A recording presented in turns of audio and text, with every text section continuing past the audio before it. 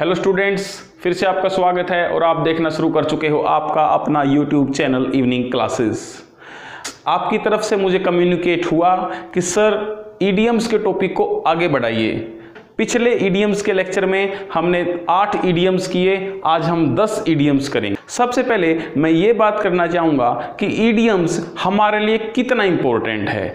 पहली बात मैं कहना चाहूँगा कि ईडियम्स हमारे एग्जाम पॉइंट ऑफ व्यू से बेहद इंपॉर्टेंट टॉपिक है। कोई भी ऐसा एग्जाम नहीं है जिसमें ईडियम्स से संबंधित क्वेश्चन नहीं पूछे जाते हैं। फिर दूसरा हम बात करते हैं कि ईडियम्स हमारी लैंग्वेज को ब्यूटीफाई करते हैं, ये बात हम पहले कर चुके हैं। अब ये वो हिस्सा है इंग्लिश का कि जिसको लर्न करना पड़ता है। देखिए दोस्तों, किसी भी लैंग्वेज को लर्न करने के लिए जो सबसे बेसिक रिक्वायरमेंट है वो एक्सपोजर होना चाहिए। लेकिन it is a very sad fact that most of us aren't exposed to such environment where we can learn English frequently directly. So हमें इनको इडियम्स को या वकैब को मेमोराइज करना पड़ता है, उसको याद करना पड़ता है। अब याद करने के अपने तरीके हैं। There is a science behind how our mind works.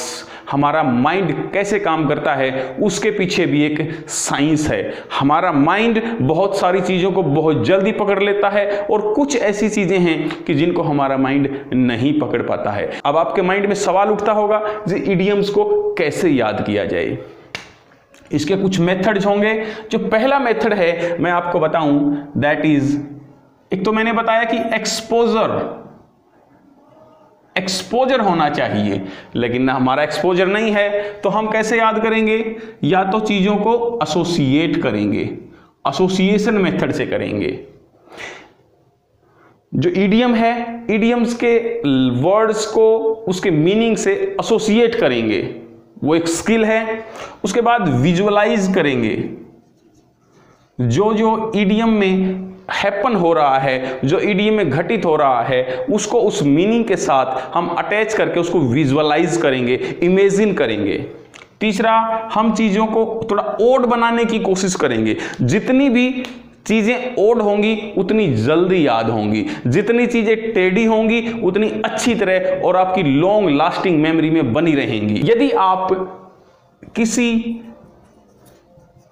Idiom के ओरिजिन में जा पाते हैं, उसके ओरिजिन में जाना भी उसके मीनिंग को ग्रेस्प करने का एक तरीका हो सकता है।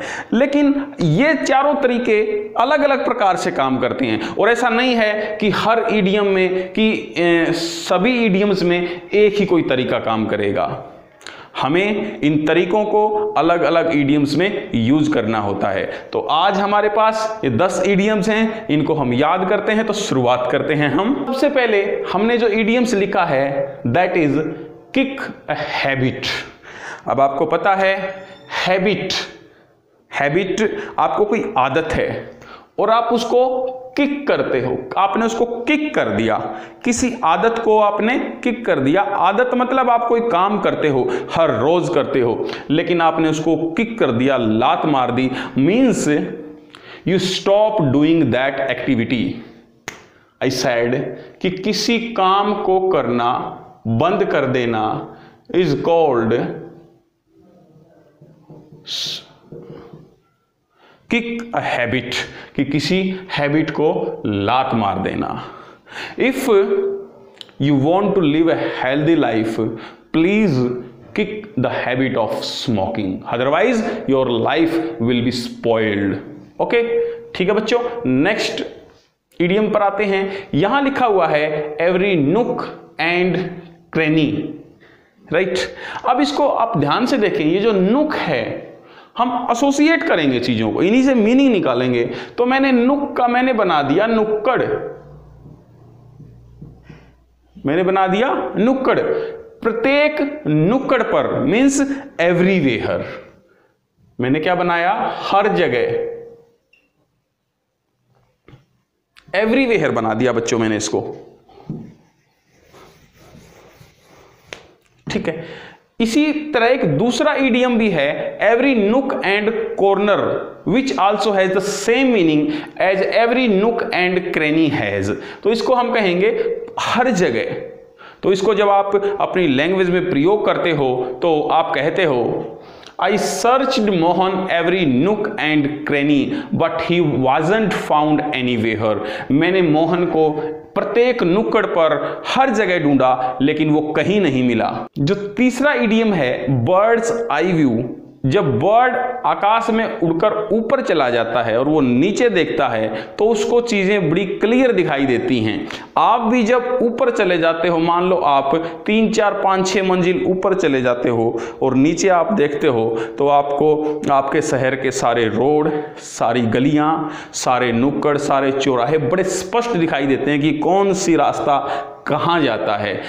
तो आप, यदि आपके पास बर्ड्स आई व्यू है तो आप किसी भी प्रॉब्लम को, किसी भी इश्यू को बड़ी आसानी से समझ सकते हैं। तो हम यहां कहेंगे कि general observation birds eye view, कि किसी भी चीज को बहुत अच्छी तरह समझ पाना, उसको हम कहेंगे बर्ड्स आई व्यू।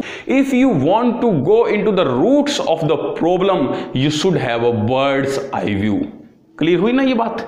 तो नेक्स्ट इडियम पर आते हैं हम। नेक्स्ट इडियम है बच्चों लिली लीवर्ड। अब यहां एक शब्द है ये लीवर, लीवर को आप हिंदी में बोलते हो जिगर। तो हम कहते हैं ना कि यदि आपको ये काम करना है तो आपके पास बड़ा जिगर होना चाहिए। तो लिली एक छोटा सा फूल होता है, तो ये छोटी चीज को डिनोट कर रहा है, और लीवर जिगर को, मतलब आपका जिगर छोटा है, मींस आप कावर्ड हैं, आप डरपोक हैं। तो इसको जब आप अपनी लैंग्वेज में प्रयोग करोगे तो आप कहोगे people who are lily livered don't go to defence services, कि जिनका दिल कमजोर है वो डिफेंस सर्विसेज में नहीं जाते हैं। पांचवा जो इडियम है बच्चों वो है make hay while the sun shines. Hay, अब हे मीन्स होता है चारा। तो ये कह रहा है कि चारा बना लो जब तक सूरज चमक रहा है। तो ये क्या कह रहा है कि सूरज चमक रहा है, चारा तैयार कर लो। मीन्स जो सिचुएशंस हैं, जो कंडीशंस हैं वो अच्छी हैं, तो इस कंडीशन में आप अपना काम कर लो जो आपको करना है। समझ गए ना बात? Means to take the advantage of the conditions which are good at present, कि परिस्थितियां अब ठीक हैं तो उनका आप एडवांटेज ले लो। तो इसको जब आप अपनी लैंग्वेज में प्रयोग करते हो, आप कहते हो कि अभी conditions all over the world are good for India, so India should present a claim of permanent membership in security council of United Nations. ठीक है बच्चों, तो नेक्स्ट इडियम पर आते हैं हम। नेक्स्ट इडियम है हिट द हे। अब इसी हे को लेकर मैंने 3 इडियम बना दिए हैं। अब हे वही चारा। अब ये चारा है, ये किसी भी संस्कृति में काम का प्रतीक है। किसी भी संस्कृति में चारा काम का प्रतीक है। यहां पर कह रहा है कि अपना काम कर लो जब तक अपॉर्चुनिटी है। यहां कह रहा है हिट द हे चारा मीन्स काम। आप काम को हिट कर दो, मतलब काम को आप बंद कर दो। आप काम को बंद करके करोगे क्या? You will go to bed, आप सोने चले जाओगे। तो hit the hay means go to bed, to go to bed, सोने चले जाओगे। तो it's enough, let us hit the hay. उसी प्रकार 7वां जो इडियम है सैक, वो भी चारे का या भूसे का प्रतीक है।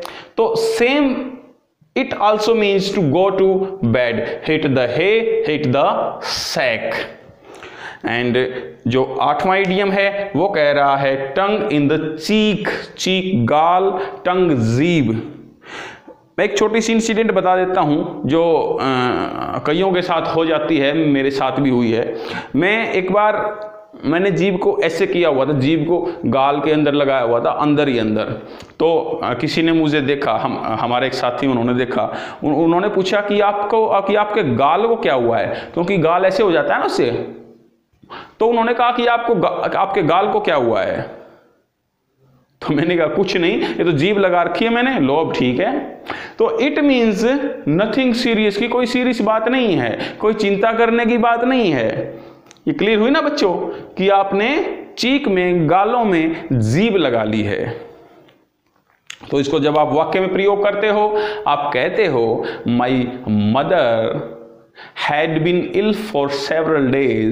When I took her to the doctor said, "Don't worry, it's only tongue in the cheek." कि कोई बात नहीं है, ये तो सिर्फ गाल के अंदर जीभ है। It's only tongue in the cheek. Next idiom पर आते हैं, swim against the tide. Swim means तैरना और tide मीन्स बहाव। टाइड, तो swim against the tide means बहाव के खिलाफ तैरना, बहाव के विरुद्ध तैरना। तो जब आप बहाव के विरुद्ध तैरते हो तो आप जो फोर्सेज हैं, जो वर्तमान में जो ताकतें हैं, आप उनके खिलाफ लड़ाई करते हो। जैसा बहाव है, जैसा सामाजिक बहाव है, जैसा राजनीतिक बहाव है, आप उसके खिलाफ चलते हो, आप उसके विरुद्ध चलते हो। तो आप कहते हो, आप जब इसको वाक्य में प्रयोग करते हो तो आप बोलोगे we will have to swim against the tide if we are to fight against corruption. यदि हमें करप्शन के विरुद्ध लड़ाई करनी है तो हमें टाइड के विरुद्ध जाकर स्विम करना होगा। And the last one is die in harness. Die in harness बच्चों, हार्नेस मीन होता है कि जब किसी घोड़े को या किसी बैल को जोता जाता है, जब उसको हल में जोड़ा जाता है, उसको बोलते हैं हार्नेस। तो किसी बैल को, किसी घोड़े को आपने जोता हुआ है, इट मीन्स वो अभी काम कर रहा है, वो अपनी मेहनत कर रहा है। तो डाई इन हार्नेस मतलब काम करते हुए ही मर जाना। तो जब आप इसको वाक्य में प्रयोग करते हो, आप कहोगे कि many people in our villages die in harness, they don't have time to rest, they die in harness. वो काम करते हुए ही मर जाते हैं, उनके पास रेस्ट करने का वक्त नहीं होता है। तो बच्चों, ये 10 ईडियम हमने किए। ईडियम कैसे याद किए जाते हैं इसके बारे में भी हमने बात की। तो आई होप ये आपको समझ में आ गए होंगे। और यदि आप चाहते हैं कि किसी आपके साथी को भी इनसे मदद मिले, वो भी इससे लाभ उठाए, तो आप इस वीडियो को, इस चैनल को शेयर कीजिए, सब्सक्राइब कीजिए। हम फिर आपके सामने हाजिर होंगे किन्हीं और ईडियम्स के साथ, किसी और अच्छे टॉपिक के साथ। तो तब तक देखते रहिए इवनिंग क्लासेस। शुक्रिया।